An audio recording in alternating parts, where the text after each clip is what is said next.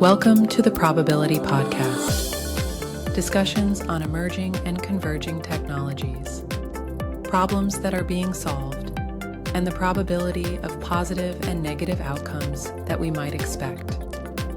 Now, please welcome your hosts, Jason, the generator Spracklin, and Patrick, the discriminator Lozon.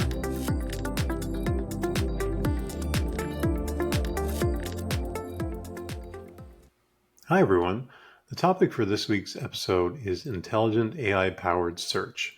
These new answer engines promise enhanced user experience, personalized results, and advancements in semantic search by understanding the user's intent and context within their queries. So, the questions for discussion today are, how quickly will answer engines supersede and replace traditional search engines as we know them today? Will this new technology transform the way we search for information? Also, can these platforms balance personalization with privacy? And finally, how do we avoid challenges with bias and echo chambers? So, Patrick, what do you think? Well, I think the fact that we still have Google kicking around means that we're not necessarily going to migrate over to AI just yet. The AI tool itself, or the tools themselves, what can they provide for us really when it comes to searching, right? We want the search engines to be able to understand us better, and then to give us, more refined results in the end, right?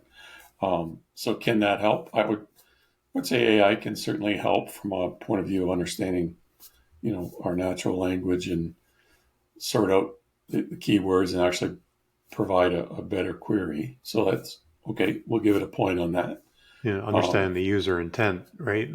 Oftentimes search depends on us putting in some sort of keywords or statement and then giving us back results. But if it can actually go beyond that and understand the intent behind our search, then it might be able to give better results potentially. Right. Or we don't put in the words, we mistype things, right? And we're omitting things. I mean, that's the real challenge there, right? Mm-hmm. And of course, then we think about the can AI configuration help from a point of view of perspective, right? The information on your profile, can it build that in when it comes to searching for information? Yeah, we can give a point there too, I guess. But the idea of how far these AI tools are going to be utilized right now, has it really met that saturation point and trust point with everybody? That's very important. Do people see enough value, and do they trust the results that they get? Above and beyond that, other problems with, other than being provided the wrong information, maybe personal privacy and that kind of thing. So we really got to think about, okay, is this really a value-driven component to searching? And I would say the argument for that is fairly strong, that, yeah, we can provide that a level of value. So does it give you better information, right? If you think about and you look at the tools that are provided right now, we'll go through them in a little bit.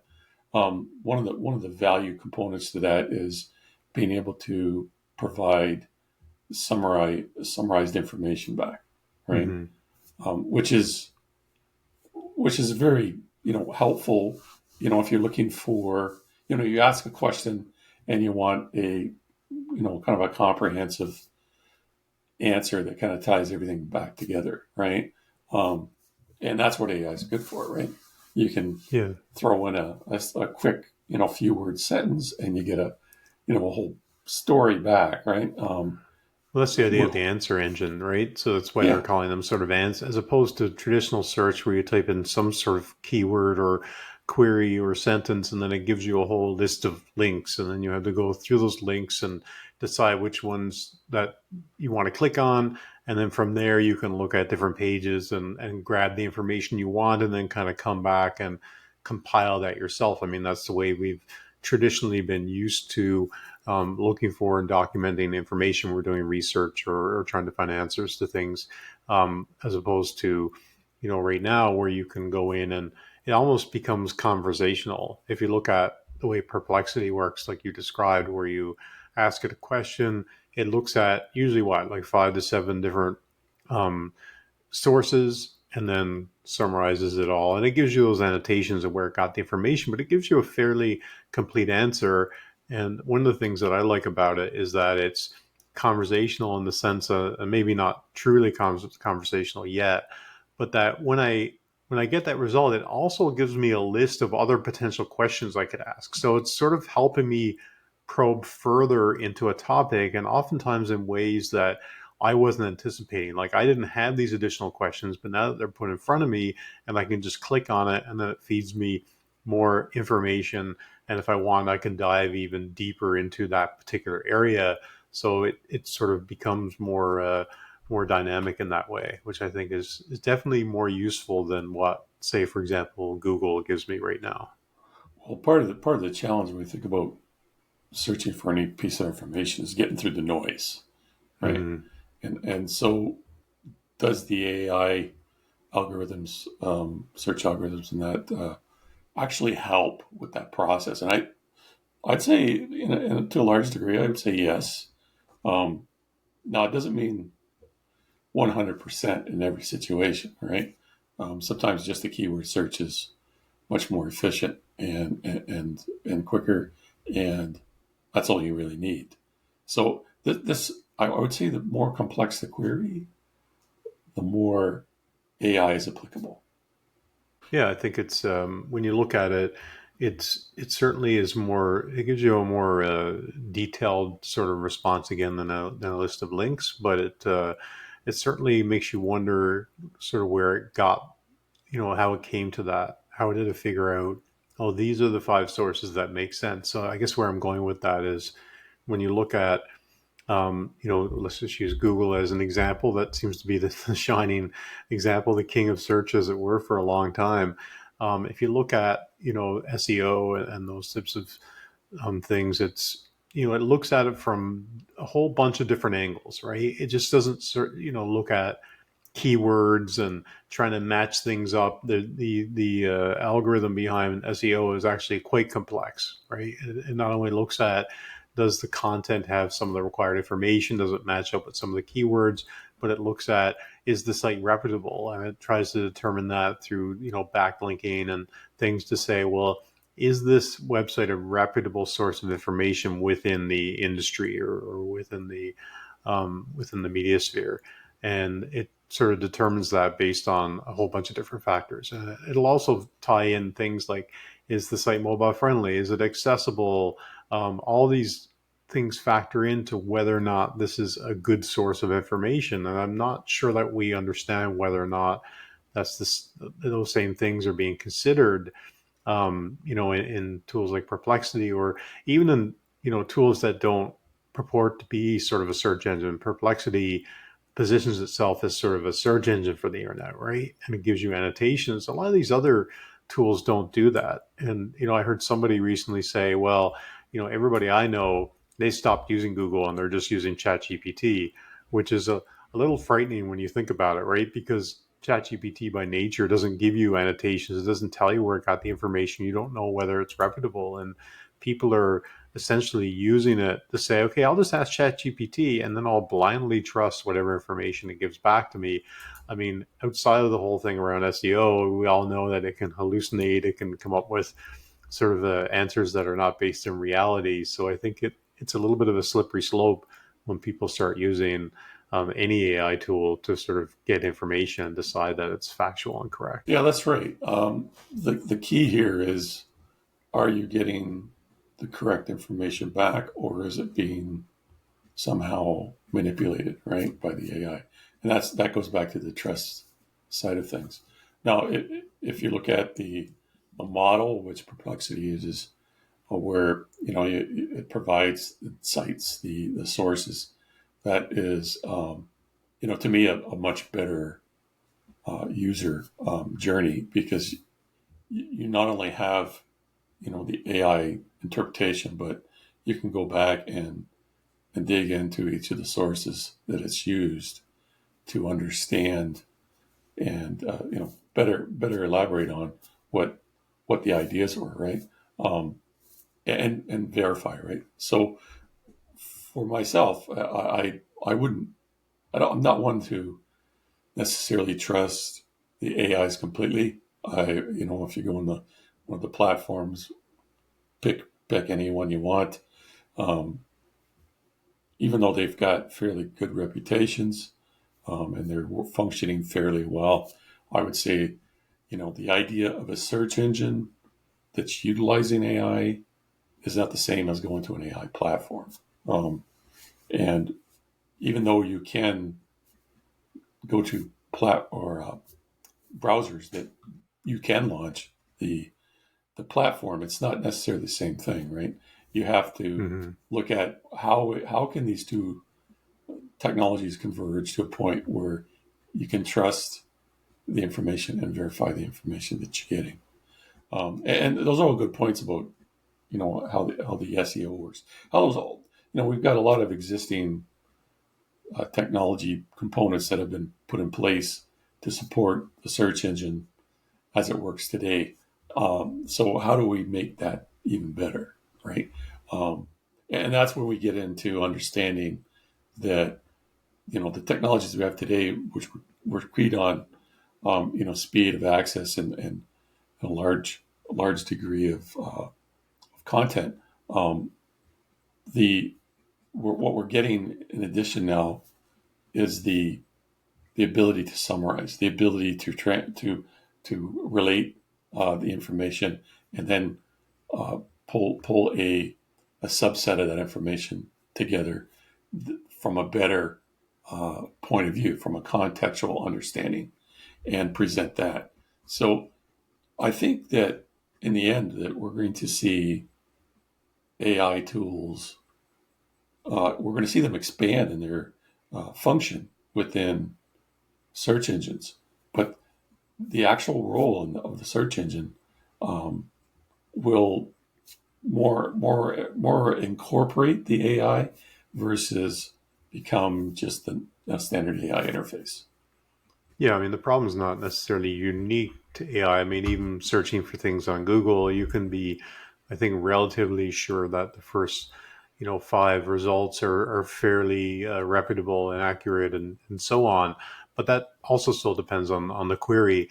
One of the things I was doing lately was digging a bit more into AI and on the learning side of things and really trying to dig deep into understanding how to utilize these tools. And one of the things that was really interesting to me about trying to decide whether the output of a large language model or any a tool, for example, if you people are going, well, a lot of people gravitate towards Chat GPT because it's been sort of the one hyped up in the press, and now we have all the other ones, Claude and Perplexity and other models, right? And they're all based on the same technology, but they're all trained on different data. They're all tweaked in certain ways that are maybe a little bit different, right? Because the engineers are trying to improve it in different ways. But the interesting technique that I was reading about was pick a subject that you know a lot about already, right? Say if you're, an expert in, biology or in swimming pools or in, peanut butter, right? Whatever it is that you're sort of an expert in, for example, ask it a bunch of questions about that because you're going to know what's true and what's not. And I think you'll be able to get a fairly immediate sense about what you're being fed back. Is it correct?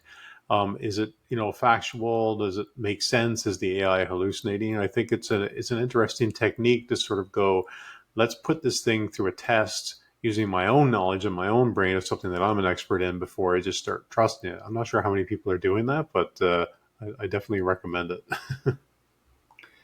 I hear you. I hear you. We start putting a critical eye to this, then we can really see if we can establish value out of these tools, right?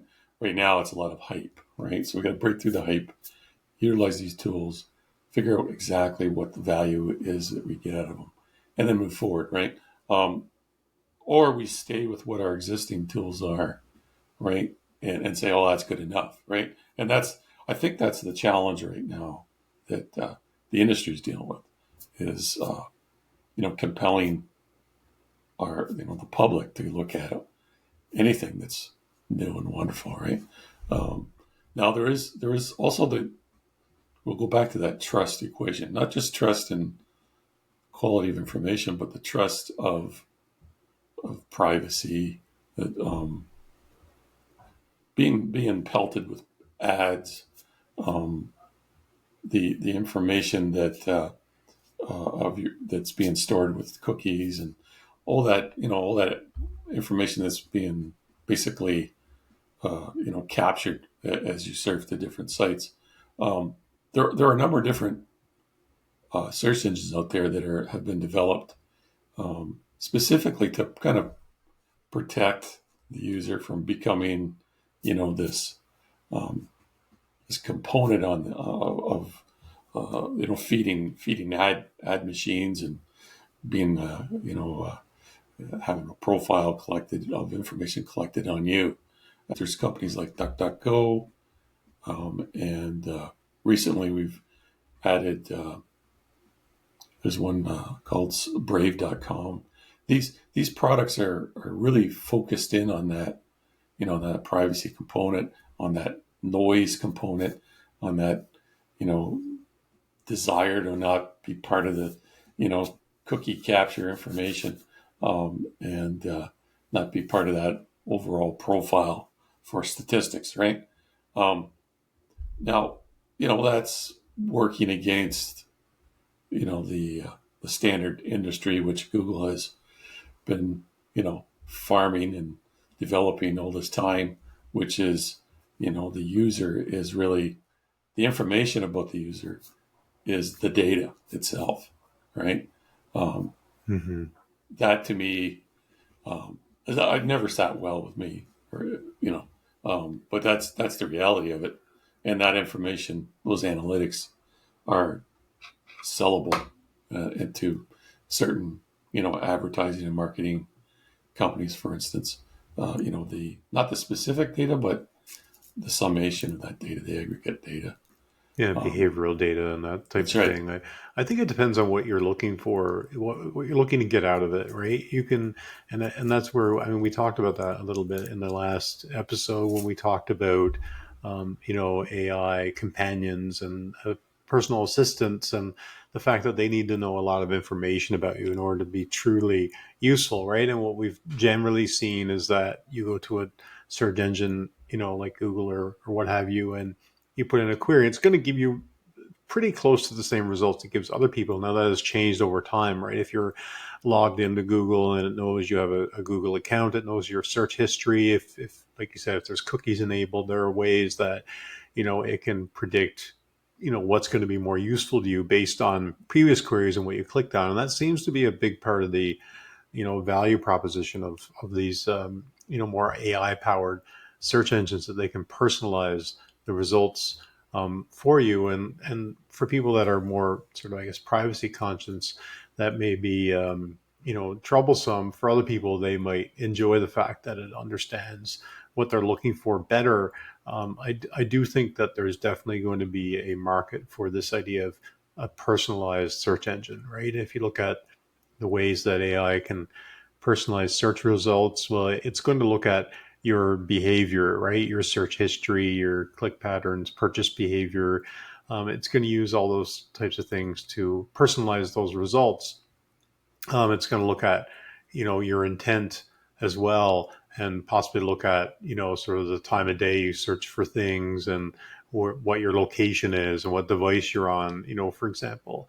When you get into the area of machine learning, it's going to be continuously learning and building a profile on you. And again, this starts to get fairly invasive, but it's really the only way to build up that more personalized search, right? It can also look at the characteristics of things you're searching for and to recommend other things that you might be interested in. And that could be on just on the information side, or it could be on, the e-commerce side. And then as well, like looking at the natural language capabilities. And I think that's where some of these new search engines are going to shine, because it's going to be able to understand the context and the relationship between things you're searching for and how to give you more relevant results. And again, how much it is going to know about you, you're going to have to give up a certain amount to get these sort of personalized search results. But I can tell you from my own experience that anytime I've entered the realm where I feel like things are more personalized to me, I feel like ultimately it's saving me time. It's giving me things that are more relevant. It's, pushing me further down the path of where I want to go. And I do find it more useful. But again, it's about that balance. So I think if they're going to go in that direction, at the very least, they need to be transparent about, what kind of information they're gathering on you and how they're using that to provide those personalized search results, for example. What do you think Yeah, I about think there's that? value. There's value on the opposite side of being anonymous too, right? Um, Yeah, for sure. you don't have those predispositions, impressed upon you. I think we talked about this a bit ago. Was that if you have a profile that indicates your preferences, and you're always applying those preferences, then the information you get back is always subject to, and you're living in a filter, right? Where the Hmm. information that you get is always, the same type of information versus the broader scope that could be presented to you. And so you may have certain ideas, and those ideas are reinforced continually versus the other example of being presented with counter ideas, right? Where you could then be presented with that information. Now, whether or not you look at that information and consume it, that's another story. But at least you see it. So, the idea of impressing these profile preferences can indeed lead to this prejudice, this bias, and this looking at the world through a very specific lens, Well, good or being stuck bad. in an echo chamber, right? That you're Yeah, only ever seeing a certain slice of what you're trying to find based on, again, your own sort of history and preferences and nuances, which I'm sure can be especially powerful if you're looking up things about, politics or about anything in the realm where there's sort of differing opinions and polarization. There's definitely the risk of getting stuck in that echo chamber. And I mean, some people want to be stuck in the echo chamber, right? They don't want to venture outside this sort of comfort zone.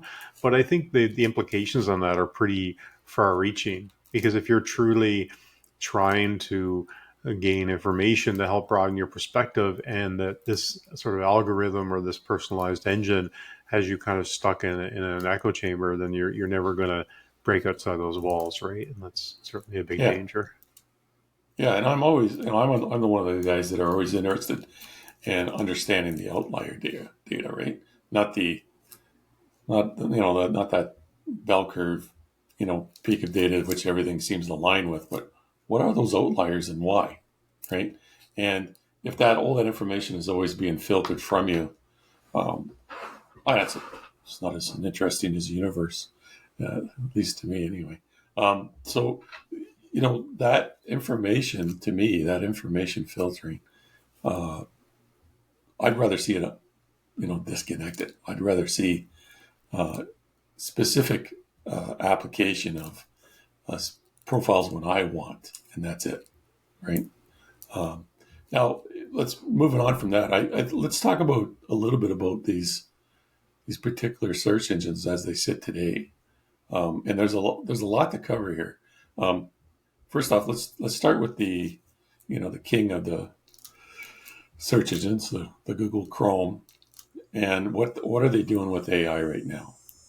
So they've got uh, basically some integration that they're working on. There's a search generative experience that they're looking to develop an integration of AI and build that into the browser. Apparently, only people from US can actually sign up to Google Labs and see this. So that's interesting. Um, there's this Google Lens product.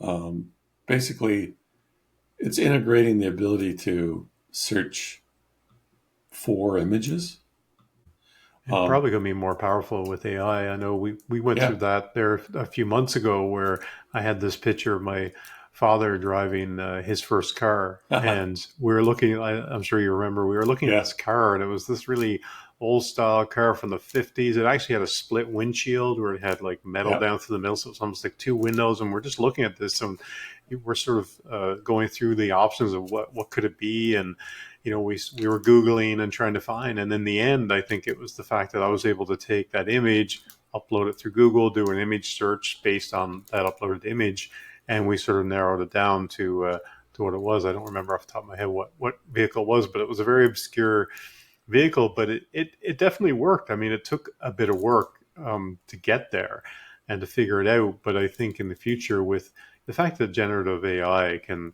go in and create images for you based on reference images, I think it's able to visually understand things, although to varying degrees of success, as we've discovered. We're using generative AI to create images for the podcast covers for each that associates with the theme. And sometimes it'll give you something very straightforward, and sometimes it'll kind of go out into outer space and bring back something very abstract. But we're still advancing very much so. Like every day it seems like there's new advancements in the ability for AI to interpret things visually and even through a camera. So like I could definitely see that growing in utility for sure. Well, the other side of it is when you're searching, it would be really handy to know what is AI generated and what's real, right? Hmm. And well, AI should be able to sort that out and present that information. So, if I'm looking for a particular image or set of images, to be able to discern that, right? What's fake, what's real, right? To To be me, able to that filter has that out, value. right? There should be Yeah, a filter on your search that says, don't show me anything that's AI, or hopefully in the future, don't show me anything that was written by AI, because we're just seeing a huge proliferation of content being generated. In fact, I can tell you right now, when I spend a fair bit of time on LinkedIn and reading comments on things, like it's pretty, I can tell a lot of times that something was obviously somebody has a bot that's just going through and commenting on things. Sometimes it's obvious that they say, oh, hey, this is an AI bot. Sometimes it's not.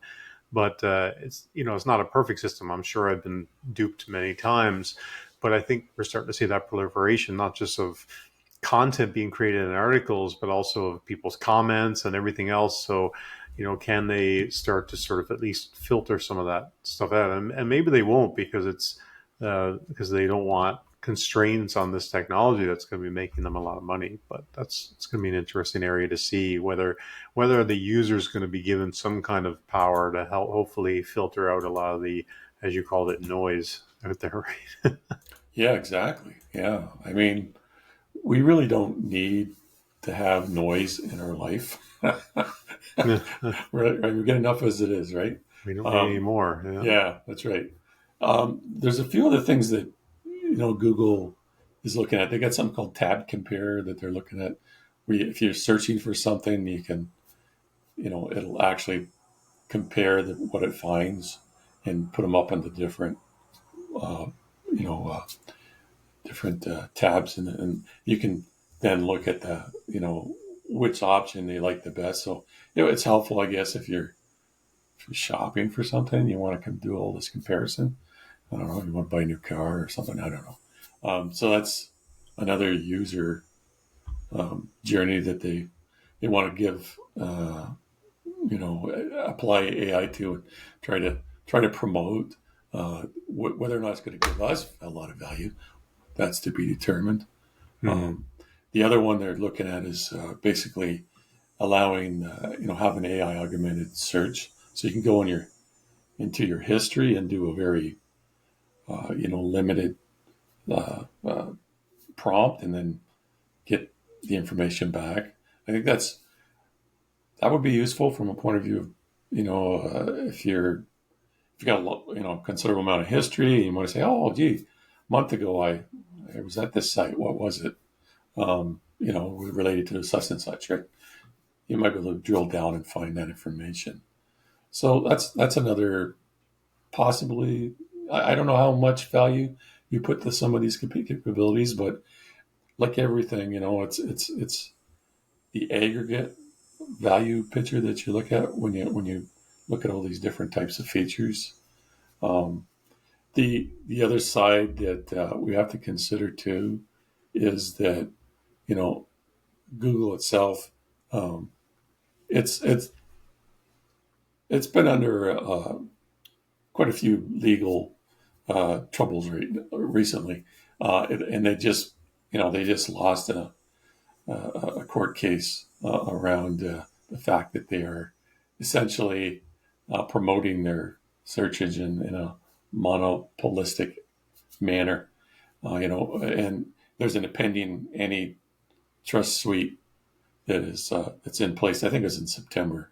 They'll be looking at that. So there may be some fairly significant changes to Google's. We'll say how far they've got out into the market. That may be changing, and their grip on different components of the market may be lessened, and some other products may actually have a chance to get out there. So that Yeah, all it's being gonna be said, a yeah, hard one to crack, really. I mean, they yeah, can bring antitrust suits, and I mean, Google's had a monopoly for a long time. But when you think about it, why has Google had a monopoly? Well, they sort of position themselves through. Let's face it. I mean, they really, sort of outperformed other players. And I mean, back in the day, I think initially it was Yahoo and some other, players that had similar products. Google really captured that to the point where people use the word Google as a term, and that's when you know you've really taken over a market, right? hmm People say, go Google that. People don't say go search it. They say go Google it. So it's when it becomes the term, then it becomes ingrained into, society. For example, if you look at people say, well, I'm going to put my soup or my coffee in a thermos, right? People call that physical thing a thermos, but thermos is actually a brand, right? There's many hmm different brands of thermoses out there, and I think that's a tough thing to break. If you notice that there's still a lot of people that are not shifting away from Google, but I do think that will slowly change, given that this new experience of going in and getting summarized information and getting answers very quickly as opposed to having to dig through links. I think it's only a matter of time that some of these other tools start to naturally erode away at Google's market share, for example. yeah. I would agree with you there. I think that Google's peak has occurred. We're seeing, like I said, we've seen these antitrust lawsuits and that kind of thing occurring. So there's going to be some challenges for Google to continue to hold their, have that death grip around the market, so to speak.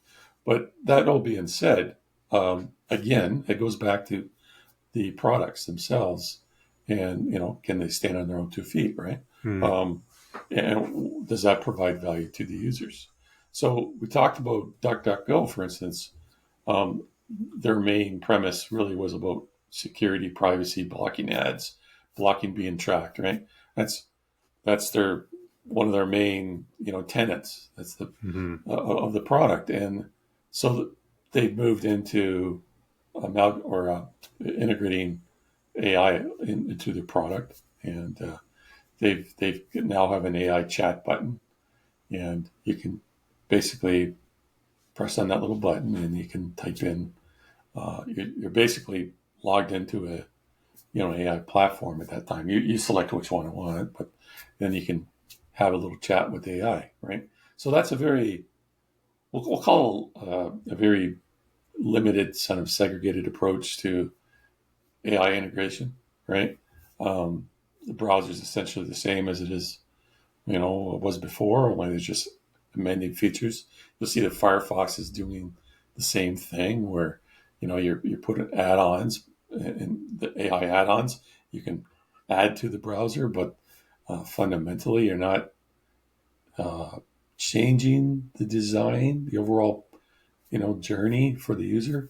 Um, that may Bing's a little bit different. They've integrated a little tighter with the AI component, but at the same time, uh, some users like that. Some users don't.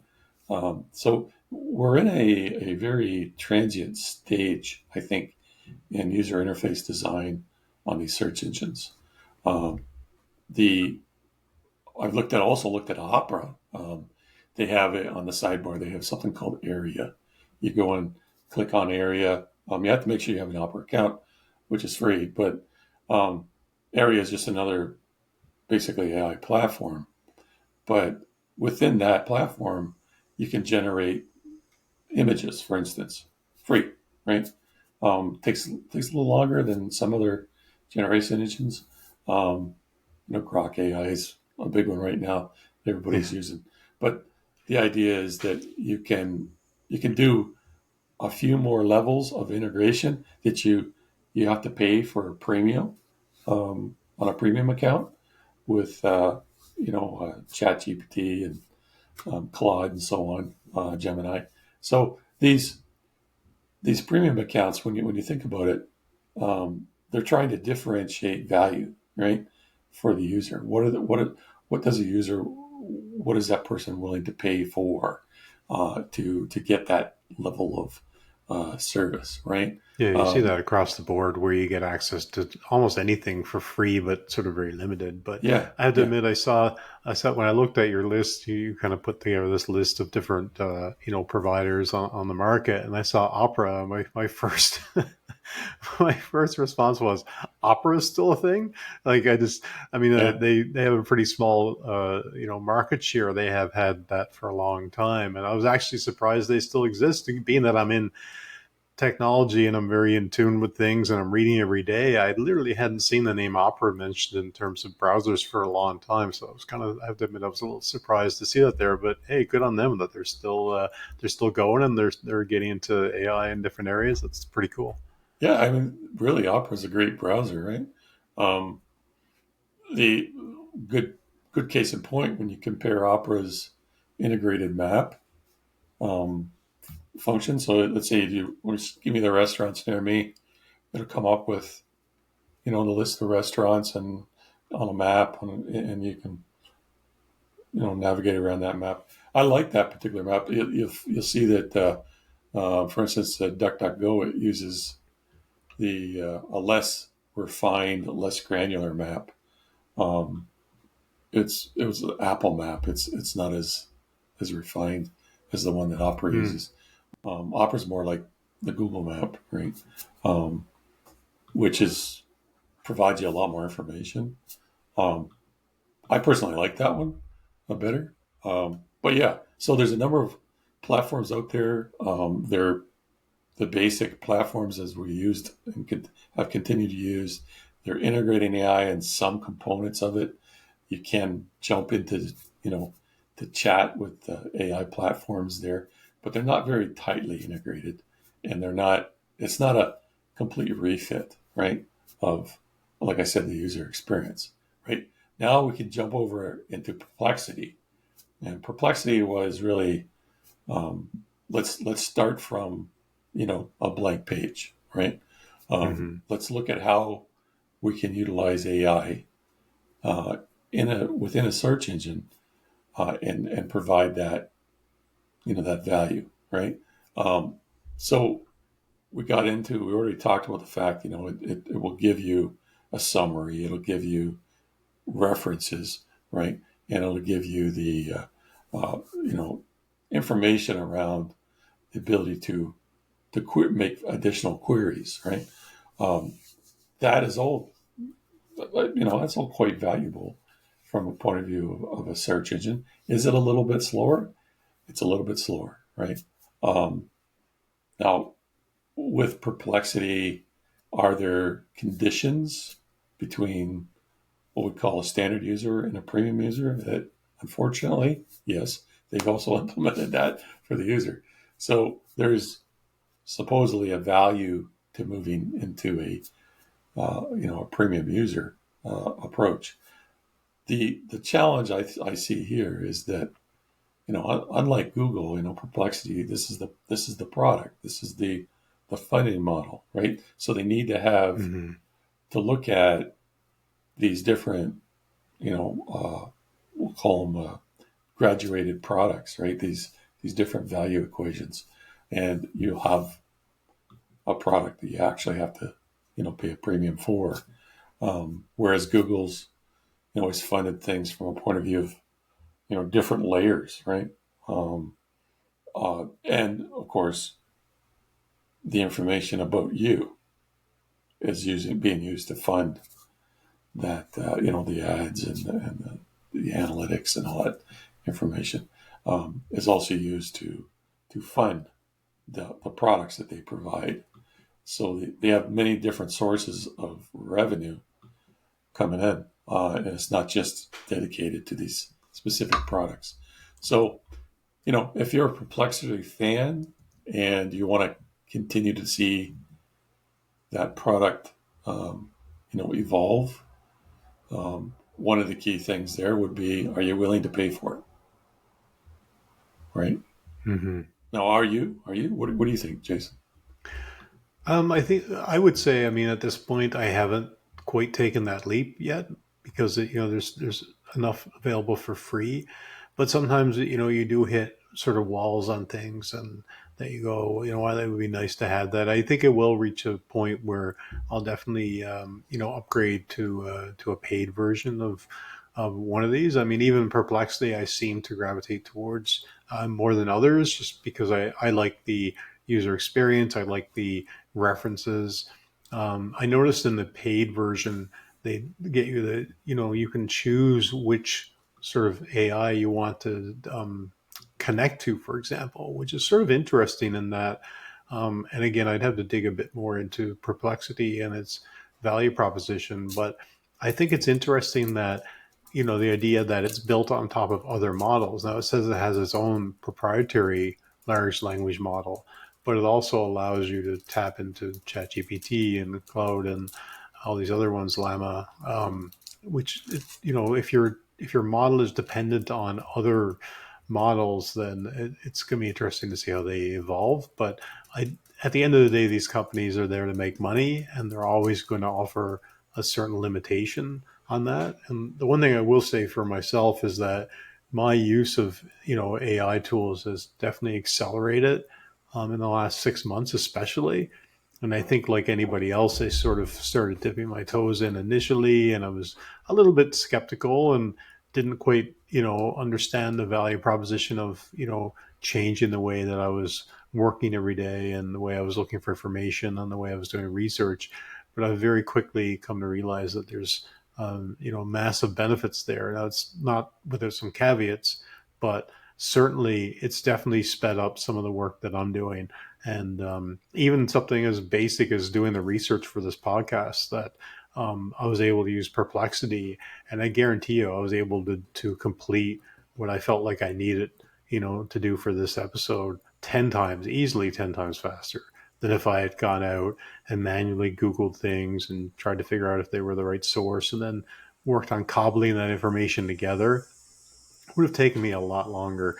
So I think there's enough value there. It's just a matter of, it's still a little bit early. So I'm trying to figure out if I'm going to invest some money into like a paid version or a pro version of something, what is that going to be? Right now, it feels like, for my need at least, maybe that's Perplexity, but I'm not sure. There's a lot of interesting advancements in some of the other ones as well, for sure. Yeah. Well, the other side of it is the open software movement, and companies like Mozilla, for instance. There's a lot of value there that you can get through these different companies for fully functional software, right? And this is, if you think about, for instance, I mentioned Firefox, Mozilla. They're jumping on the AI bandwagon as well. Now, do they have, or how they fundamentally changed their search engine? Not as yet. Are they integrating AI as add-ons? Yeah, there's a number of different add-ons you can incorporate into Firefox. Um, but where are they going with that? Well, there's a Mozilla.ai, for instance, organization that has been created, really focused on developing trustworthy AI and adhering to the Mozilla's manifesto, right, of open source software or open source access. So there's a considerable amount of, I would say, effort being put not just into the standard commercial model of software development, but also on the open platform model. So which I personally I think is great. I mean, there's still in the end somebody's got to pay for this work that's being done, and just how does that get paid for, right? We have the different models, right? Yeah, And for sure. Well, you yeah, see ChatGPT or OpenAI coming out with a search GPT now, and yes, um, yes, which I mean, really, I tried to sign up for the beta. Of course, it's fairly limited, so I wasn't able to get in. From what I read through some of the impressions online. People seem to be fairly underwhelmed, but then again, it's in a beta state. It's an early sort of product, but I think a lot of the challenges is going to be around, I guess, branding, recognition, right? I think those things still play like a huge role. Back to my surprise that opera was still a thing, and I'm not totally shocked. I mean, when I was into a lot of web development, there was still some discussion about opera, even though it had low market share. But I do think, back to my comments about Google and people using that as a term for searching, I still think the majority of people are, if they're using AI, they're using ChatGPT, right? It's been the big sort of media darling. All the hype's been around, ChatGPT, and I think that plays a fairly large factor outside of people like ourselves who are a bit more techie, if you will, right? Where we're willing to go and look at different tools and experiment and try them. I think a lot of it has to do with sort of popularity and perception in the media. But I do think that as well, we're getting into a whole different era where we're going to be seeing a lot more. If you combine natural language with speech, for example, right, and we're seeing that sort of advancement in ChatGPT and others, where it becomes more conversational. I haven't experienced it quite myself yet, but I was reading something the other day where somebody was really blown away by this interaction where they felt like they were having a conversation with the phone as opposed to talking at the phone. And I think that's where I do think the evolution of search itself is headed. It's more than just I'm looking for this. I have a bunch of links. I'm going to do some evaluation. I think it becomes even more conversational in nature, where you're just sort of talking about something and trying to gather information and asking follow up questions or asking for clarification. I think the more that it becomes more intuitive and more natural, where I can just sit and ask questions and get information. I think that's really the next sort of frontier in search, and especially AI powered search. If you layer on the personalization and the fact that it knows me more, then it becomes even more powerful. And we have almost everybody has a smart speaker in their house, be it Siri or Alexa or whatnot. That I think we're going to see even more of that happening. What do you think? yeah. I agree with you. I mean, the idea of natural language, it basically, um, being able to orally direct searches and query information. It's already kind of started with tools like Siri and that. But the other point about this is, okay, when are we going to see this truly integrated in the search engines? And that's what they're doing, right? They're starting Mm-hmm. with, and that of course handles the next problem, which is the translation of language. So I'll speak English, you know, uh, next person will speak German, whatever the home language is. You have that ability to translate and then present the information back in a translated form, right? So that is really powerful. Um, I think that's coming. But the other side of this, let's also consider that there's the visual aspect of it, right? Mm-hmm. Now, I did talk about perplexity. Um, there is another product called Como.ai, very similar to Perplexity, has the ability to, produce a lot of the information in similar manner, but doesn't have, the ability to have a map or directory as yet. So a lot of these products are still kind of working. Now, are they going to have, oral commands, being able to, you can basically talk and have a conversation? Well, the idea is that these types of search engines, where they're actually, the primary interface is the AI. Yes, that would be a natural next step, right? But if you look at other products that are also out there that utilize AI, there's Brave.com and Find with a PH. They're not as I'd say is not as evolved from the point of view of the UI, and they're utilizing a very basic UI for prompting.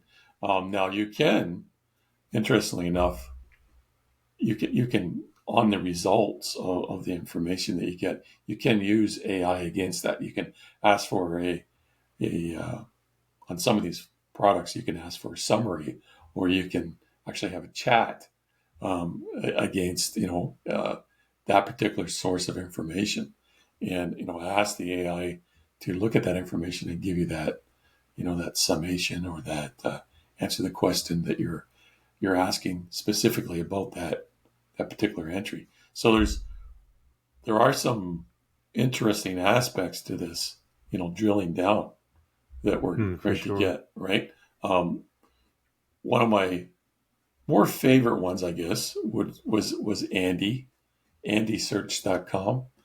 I found that to be very graphically appealing. It was nicely designed. Um, Hmm. it had the ability to, you can modify how the information is presented back into, a grid or a vertical pane or whatever. But there was always a, a specific entry. They had a nicely uh, chosen image with it, and it was a very visually appealing design, and it was kind of fun, right? Um, the the fact that you can actually go and do that next level drill down on that information, that's a little hard to implement if you think about it from a model, just a oral driven model. Whereas, the full multimedia approach can give you that much more. So I would say that these search engines would continue to expand on that full multimedia approach. Um, Again, Yeah, it's a good point actually on the yeah, multimedia side, because I think we talked a lot today about sort of various ways to input and the way it can learn information about you to personalize those results. But certainly the idea of the presentation layer of it, yeah, and maybe ultimately that's where some of these companies are going to win. That I'm being fed something back that's very, like you say, multimedia, has great presentation. I mean, you could almost see it putting together almost like a slideshow, or now with the advancements in video and AI, actually being able to put together a video that will explain a concept to me. It could be for teaching purposes or for other purposes, or for manipulating an election, or you never know, right? yeah, But I do think that the presentation side of things is probably where we're going to see the most advancement, right? Because we're seeing a lot of really great, utilitarian type things and outputs and the ability to organize. But sometimes you have to prompt it. Sometimes you have to say, well, can you take this information and put it in a table, or this sort of this prompt engineering. But as it gets smarter and the tools become cheaper to use, cheaper to produce, we're going to see, I think, a lot more of that output being more multimedia based than we have seen. I think that's probably the next great frontier, or the next great level we're going to see these things reach, is the ability to convey information in a more visual sense, I bet. yeah. And like, I was just going to wrap up with that point and just say, this is more what the personal, what you like, right? So you're going to have some people like a certain interface and other people like another type of interface, and Mm. they'll line themselves to that. Um, and with that, I mean, that's great. That's variety. That's what we want to see in the open market, to allow people to utilize the products that they like best, right? Instead of everything just centralizing into one, right? Um, one other point I wanted to raise: there's one called Exa.ai, right? Um, one of the what that incorporated was the ability to filter out sources. So you could also, filter out blogs or filter in blogs and tweets, uh, particular news entries, uh, basically any kind of companies that originated from newspapers, those newspaper companies now.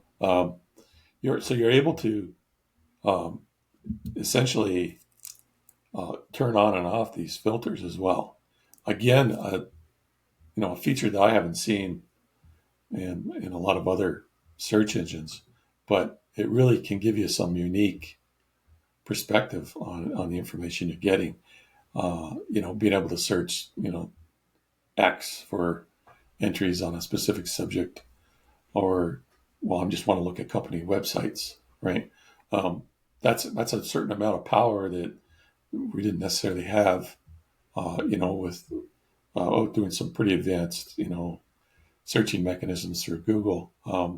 Now, that all being said, that's the basis of a healthy competitive environment is that you know we have these products being released that have these new and wonderful capabilities, and through the free market, these companies then can demonstrate and evolve their products right into the next level. Just wanted to bring it back to some of the questions for discussion today. How quickly do we think the idea of the answer engine will supersede, search engines? And I think we still feel like Google is going to be kind of that de facto option for a while, and certainly they're integrating AI and so on. But it does seem like there's a value proposition in the AI search that people are going to start to explore other options, and certainly those different platforms and language models are going to be incorporated into other products that people use every day. So I think we are going to see a little bit of a balance in the playing field, but I think it's going to be hard to defeat the king. What do you think about that? Well, you're right when it comes to people that have this is what I've used.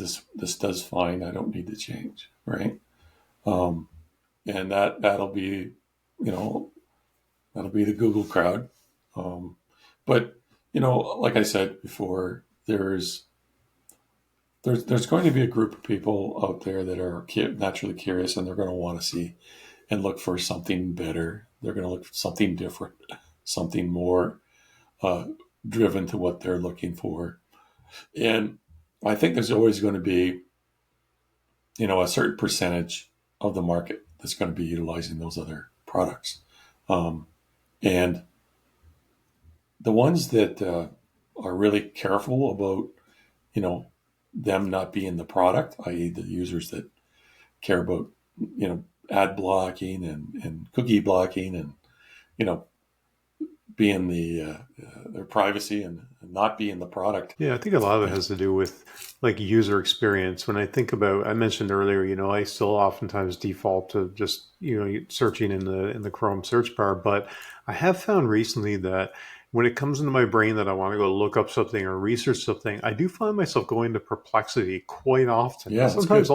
I'll go to something else maybe, or I'll say, oh, let me try, or I'll try Perplexity. I'll say, well, let me go and see what Gemini outputs. Just I like to sometimes compare the outputs between the different platforms. But for whatever reason, I tend to gravitate towards Perplexity, and I think it's the user experience part of it. And when you look at the pure definition of user experience is how the product works fundamentally, right? It's like how it works in sort of totality, right? The overall experience and what the interface is and how it outputs things and how I feel about that. And for whatever reason, even though they're not, a massive player in the game, they're still, sort of in that startup kind of realm. Perplexity seems to have really nailed something that I'm gravitating towards, and I guess I'm putting a certain amount of credence in that. As far as I've been in the game a long time, working in digital, and I oftentimes intuitively, kind of drift towards really great user experiences and whatever it is, Perplexity has it. The other question was like, will this new technology transform the way we search for information? I think absolutely, it has to. The idea that I can have more natural language conversations, that I can use other things for input, and we're going to see AI connected to cameras and allow me to, point it at a restaurant and find out information about it, when I'm on the street and that type of thing. I think we're going to see a huge uptick in the way that the technology is transforming the way we search for information, be that through voice or through other interfaces. I think there's no doubt that we're heading into sort of uncharted territory, as it were. But I think more importantly, like you had just described, do we think that the platforms can balance personalization with privacy? And I think that's a bit like the tightrope wire to walk, right? I don't think that's a black and white yes or no. And like you said, I think it depends on the individual and what they're looking for. But I don't think at a base level, and you can't really personalize something unless it knows a certain amount about you. But I think from my perspective at least, I'm generally okay with that as long as I have some control over that, or at least there's some transparency around that. What do you think about this idea of personalization versus privacy? I know where you sit personally, but do you think that these platforms are going to be able to have that strike that balance, or will we need some sort of like government oversight or laws or extra privacy laws? Right, the laws don't seem to be catching up to the advancement of technology as fast as it's really needed. So, just curious about your thoughts on that. Yeah, if you think about the privacy side of the equation, I think there's going to be there's going to be both sides of the camp on this, right? There's going to be products that are going to engage that and allow particular users to lock things down and ensure that they feel their interests are being represented. Um, Now, as for the Google model is you are the product, right? Mm-hmm. So I applaud all these different companies that are all these different startups that are trying to you know uh, get some user share here and try to beat the Google elephant. And not to say that Google has themselves haven't innovated, but the idea is that we have to keep that market open and make sure it doesn't become a monopoly with very few choices, right? Um, Yeah, well, that used to be the case, right? yeah, Where, like developing any of this technology took a lot of money, right? And a lot of people. And that was why Google and other companies rose to prominence, right? And the Microsofts and other, Apples of the world. But now we're seeing that a lot of this technology is fairly accessible. Now, granted, a lot of these large language models and whatnot take a lot of power, a lot of computing power. There's still some financial power needed behind it, but I think the barrier to entry has been lowered quite a bit, where a startup can come in with a handful of good people and tap into like the Amazon cloud or the Google, even the Google cloud for computing power, and actually come in with maybe fresh new ideas and build out fresh new products. And I think competition is definitely healthy, and we need more of that. The other thing was we touched on, and I thought would be good to kind of wrap up on a little bit, even though it's potentially on the more negative side. We do know that bias exists in AI models. It's unavoidable, right? Because there's bias in the data that's influenced from bias in society and so on. But I do think this sort of danger of having echo chambers where the search is so personalized that you end up stuck in that echo chamber and that you don't get those outside perspectives, but also that maybe there's nothing challenging the information that you're getting because it's coming from a source. It might look at you and go, well, they because part of it is affirming what you're being given, right? Because if it gives you information, then you don't engineer that prompt or you don't question it and ask it to clarify or ask it for something different. Then it's going to go, oh, this was a great result for this person. Then every time that this person asks a question, I'm going to go to this source and give it to them, and then it starts building up this sort of echo chamber. So I do think it's incumbent on companies to look at how these echo chambers are developed and try at least a little bit to retain the personalization, but don't let people get caught in the echo chamber. What do you think about that? yeah, I would agree with you. I mean, the idea is that with any kind of information data set that we're looking at, how representative is it, right? How inclusive is it, and are there any biases within it? And then understanding that information, and having that published specifically with the data model is key. But that doesn't mean that the average user is going to be are going to make themselves fully informed and aware, right? So that's where the dangers are. We start looking at these search engines that are used in general capacity.